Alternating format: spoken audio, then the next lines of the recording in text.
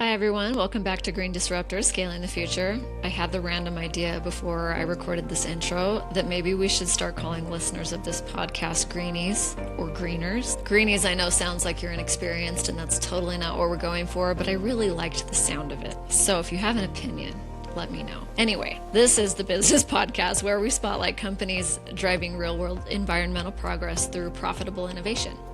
Today, I'm joined by Yaniv, founder and CEO of SolarCal, the largest commercial solar marketplace in the US. Over nearly 20 years in solar, Yaniv discovered a major pain point. Commercial real estate owners wanted solar, but struggled to navigate dozens of vendors, financing structures, and technical decisions. So SolarCal stepped in as an owner's rep and a marketplace, vetting providers, running RFPs, and helping companies implement solar the right way.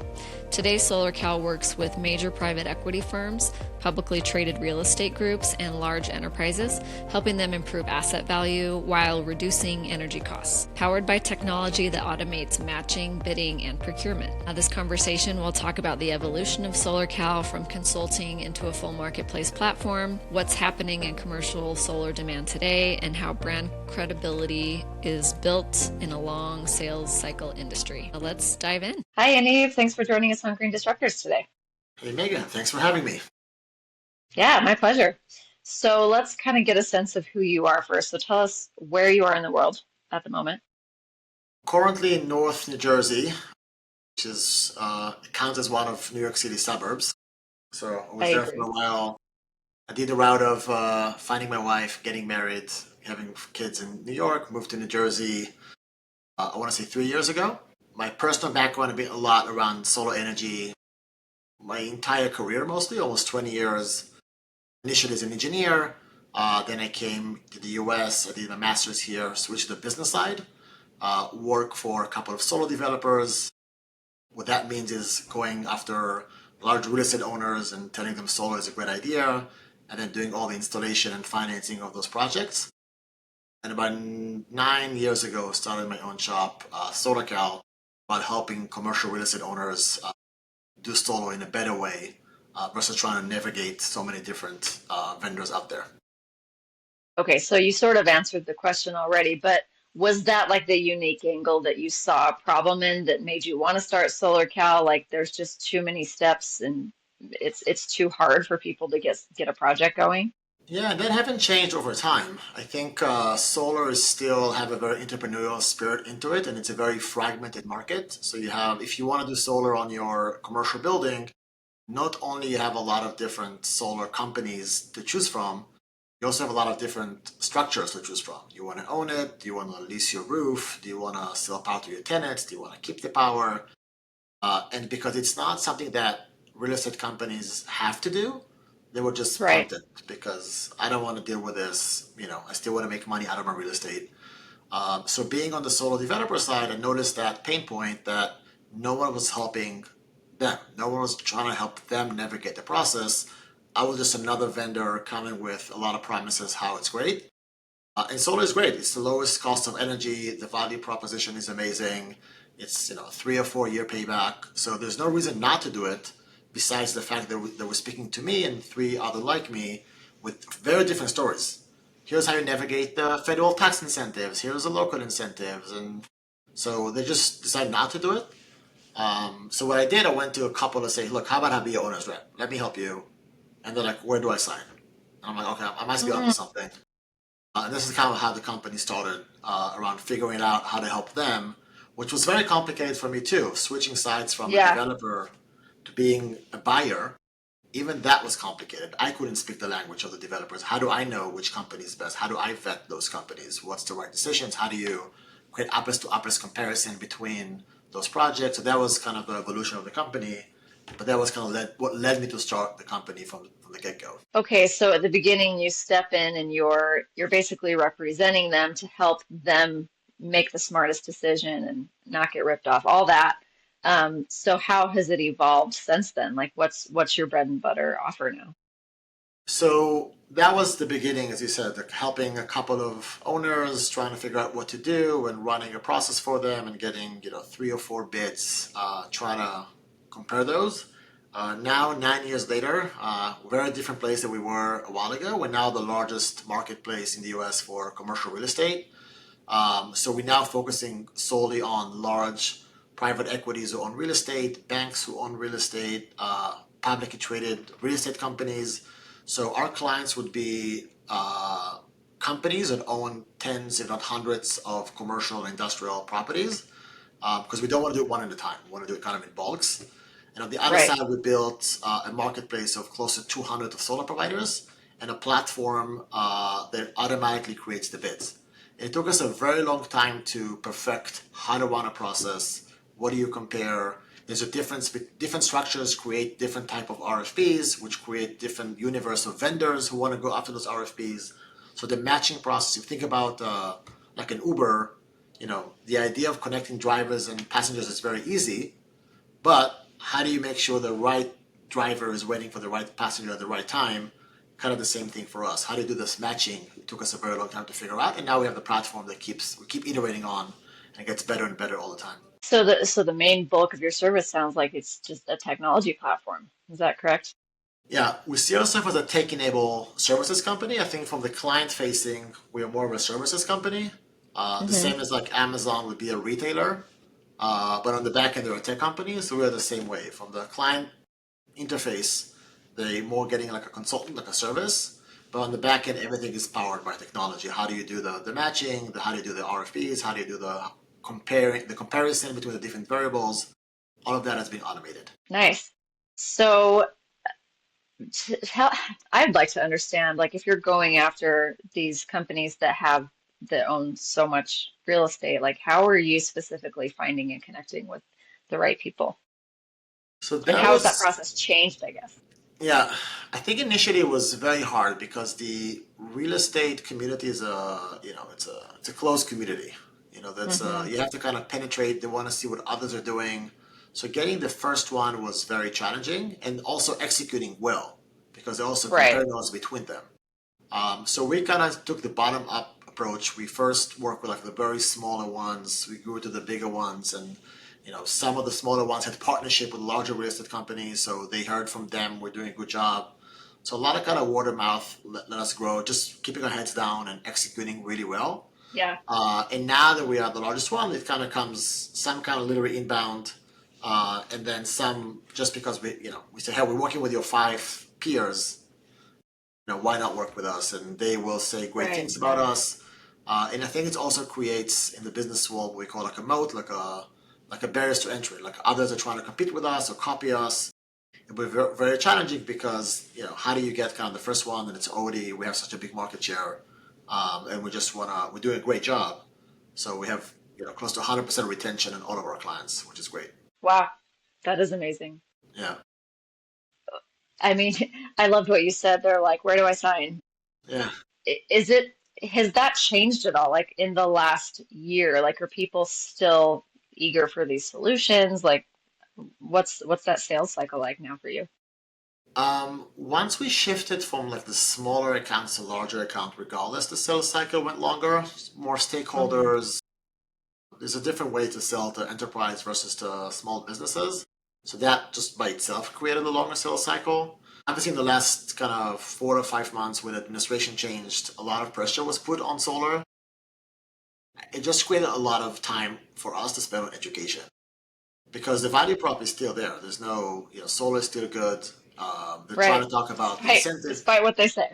It's not what they say. And again, I think what we're doing is great for the environment. And I know this is a podcast around, the environment. I think to make an impact, you need to have a good business model and for your product to actually create value and money for people, especially in real estate. So what we speak to our clients is a lot about how can I increase your property value? How can I lower your cost, operational cost? How do I increase your operating income from the asset? So we're just speaking that language, and that just makes the business works. And by that, we're increasing the adaptation of solar, which is great for the environment. So we're kind of taking a Right.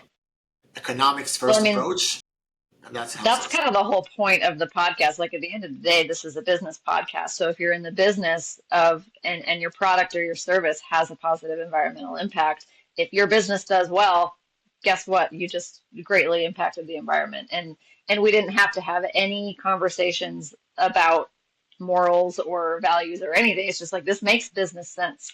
So, Yeah. I mean, the country is now more divided than ever, so we don't want to get to like what's the global warming aspect of it. We just see ourselves as an right. energy play. So I see myself working in energy. I think solar is the cheapest source of energy. It's also a new one. Coal, gas, 100-plus-year-old invention, burning some kind of fossil fuel to turn a turbine, very inefficient. Solar is very modular, put on rooftops, like large farms. People will argue around it's not intermediacy, but at the same time, you can partner with batteries. I mean, the grid is combined of everything, so it's a great technology. I'm just happy to be part of it, and we're deploying more of it, which is great for the environment as well. Agreed. So, I mean, compared to when you started, the offer has changed. You've got these great, you've got social proof, happy customers, you've got your systems down. So, what does the current moment of growth look like, and what are the current challenges? So I'm always excited about the future. So right now I'm also excited about the future. I think when we transition more from small businesses to large enterprise, that was a transition. We raised money from private equity as part of that process because we knew it's going to increase our sales cycle significantly. So, you have to have a runway to, Exactly. yeah, I'm always kind of trying to profitable companies, so we're trying to stay in that mindset. Now I think when we have the trust as kind of an energy partner for our clients, is we're thinking about adding more product and services under the same kind of like energy climate positive products. They could be electric vehicle charging, there can be battery storage, other type of solutions, and basically coming with a more compelling offering to our clients. Let's not only help you with solar, let us help you with other things on top of this. And obviously, the solar business is still very low penetrated. Less than 5% of roofs have solar in the US on the commercial building. So there's plenty of growth opportunity there as well. So keep focusing on our core business, kind of expanding that as much as we can with more clients, more real estate with those clients, and then trying to add even more product and services into that. And so far it's been going great. awesome. So I would love to know about the sales conversations with commercial properties. Like I'm sure there's a scale of people who are, more ready to buy and others who weren't even thinking about it. So let's take maybe somebody who you'd consider a cold lead. Like what types of nurturing are you finding are working for those kind of people right now? I think unlike 15 years ago when I literally went and knocked on doors and people were asking me, what do you mean like solar panels? What is a solar panel and how do you make Wow. energy? So part of the Yeah. part of the education was even like how that works. I think we Hmm. passed that stage. So even in the cold lead phase, most of the education is kind of the why use a marketplace or solar panel specifically versus why even do solar. I think most real Right. estate owners are now aware of the opportunity. Some are not, by the way. Some we also have to go through why even do solar, why it's a good thing for your property value, and so forth.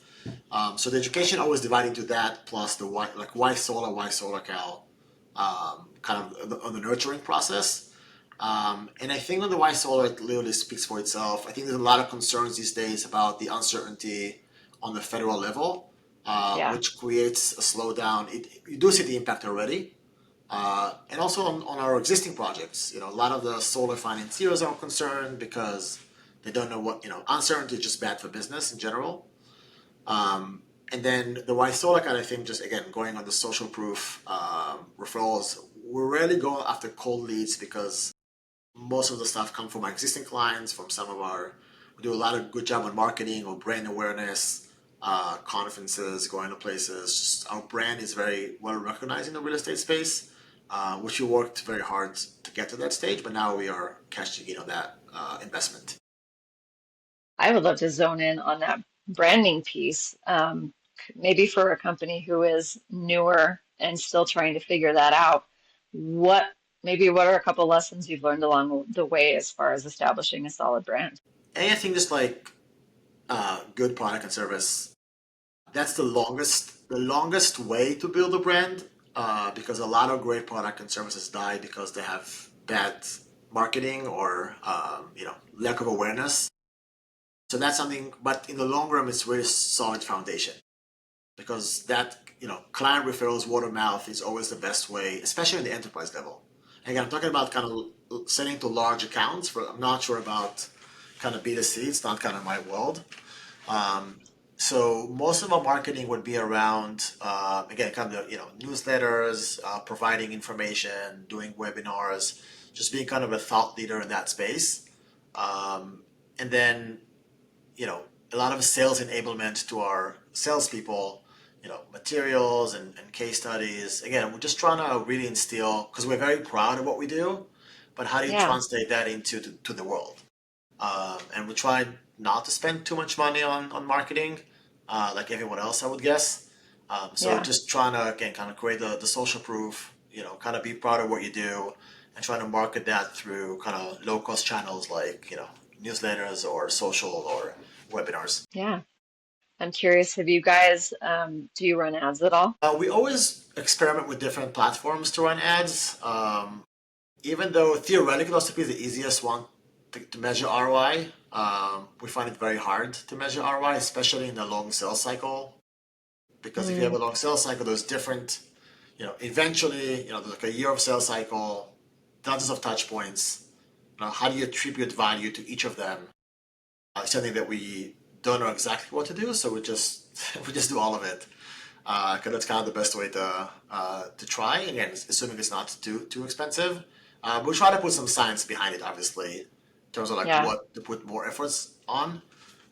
But it's just a very long sales cycle to achieve it one over the other. So ads is one of the things we're doing, but it's not like direct conversion. So like someone Sure. clicks Of course. and like sign up for a big project with the consultants. Hmm. That makes sense. So, just, despite the current political state and everything that's going on, what are some of your like aspirations for maybe the next year? So definitely the uncertainty coming from the federal government created kind of a wrinkle in the midterm. I want to say in the short term, it's actually created a surge in demand because Right, because people are trying to, specifically for solar, they created this there's federal tax incentives that would start to expire. It depends mid next year or end of next year. For commercial solar by end of 2027, you can complete projects. So we have some runway. We have a glider to kind of go over the cliff. But not everybody's kind of rushing the surge of demand, especially as I mentioned before, most of the real estate clients are aware of solar, so it's an easier sell. Hey, there is this cliff coming, and it's not just requiring wolf. Like they know it's actually coming because we did yeah, education even beforehand. So short term, we see the surge. In the midterm, there's going to be a period what I call like we have to find a new equilibrium of the economics because we're going to have to get used to a world without tax credits. And again, every market in the world has no tax credits in solar, so I think we're going to be fine. But the right. market got so used to those kind of fat margins, so we just have to get used to like a more efficient marketplace. Which again, for us, I think it put us in a good standing because as a marketplace, which we are in all states in the U.S., it makes we have low overhead. It's different. When I was a developer, it was different than like being a marketplace. So we are in a much better place than some of the developers in terms of how to kind of survive and thrive in this equilibrium phase. And once we're going to find this new, pricing points, I think states are coming in, the prices are coming down, and margins will shrink. Energy rates are going through the roof right now. I Right. don't know if you saw some of the research. You saw in California, close to 40% over the last 5, 6 years. In New Jersey, just increased the prices by 20% last year. I mean, all over the country, energy rates are going up, which is a result of if you stop or put some, restrictions on the biggest generation asset in the U.S., energy rates will go up because demand is going up too because of AI and other reasons. This will also create a new equilibrium. And once we're going to pass that, we're going to have a great and very healthy market where we're not depending on the federal government and the market solar just flourish because of on its own footing, which I think is great too. That just yeah, it makes me feel so much better. Like if it's in the hands of the market and the businesses, we can kind of just separate ourselves from the drama and the roller coaster that the Yeah, federal incentives or lack thereof creates. So I think in the long term, maybe it's a good thing. I don't like the way it all came yeah. down at all, but Look, I think it's definitely great to have. I mean, energy in general is a subsidized industry because it benefits every citizen in this country. yeah, So, oil is subsidized, and coal is subsidized, and gas is subsidized. And they're getting much bigger subsidies than solar.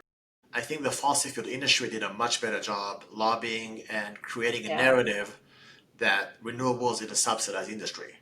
So I think the wake up call that the solar industry had, is like we have to spend more money and effort on kind of the perception and the branding of the industry. I yeah, think the Solar Energy Industry Association is doing a really great job. Abby Hopper is their president. She's doing a phenomenal job in terms of kind of positioning solar as a strong energy source, and it's not about kind of the climate stuff which we used to do in the previous administration. So I think, because it's a much fragmented market, we don't have as much money for lobbying and, like the fossil fuel does, but we just have to do it.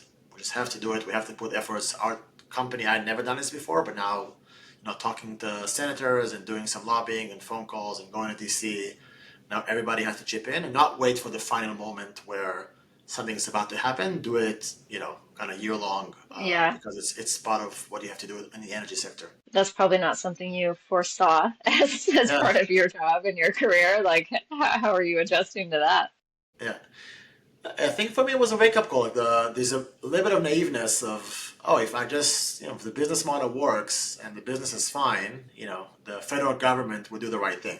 But you understand the federal government is also, the average of a lot of forces trying to influence it, and obviously you go from one administration to the other. So it's not, they also have different whispers in their ears, and you want to be one of them. Yeah, And you realize it's yeah, not just like everything is, level playing field, and everything is like if you do the right thing, then it's going to work well. You have to also put some effort into educating the federal government, which I, when you are young in your career, don't think about it, but now kind of having a different perspective on things. Hmm. Whew. Well, I mean, it's good to know though that this is happening within the industry, and I'm sure it's happening in climate tech more broadly as well.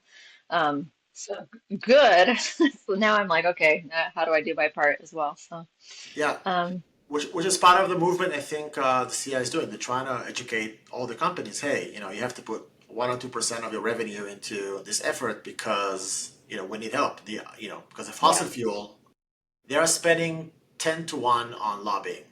So of course they're going to have a seat at the table that we don't have, and just how the game works right now. So we're never going to change those rules. Just have to play. We have to play the game. yeah. And you can sit on your high horse and be like, I refuse to play, but that's just hurting you in the end. Yeah, yeah, exactly. At So, some point they're going to get you as well. yeah, exactly. Yeah. Okay, well, maybe we can kind of wrap up with, I sometimes ask if you could solve one problem in the business with the snap of your finger, what would it be? Um, I think access to capital for mid-sized companies is always something that is kind of top of mind. There's no kind of good way, especially in a high interest rate environment. Yeah, I think it's fine, because there's so many initiatives and things we want to do, but we also want to be kind of conservative with our spending, especially in this uncertain environment. right.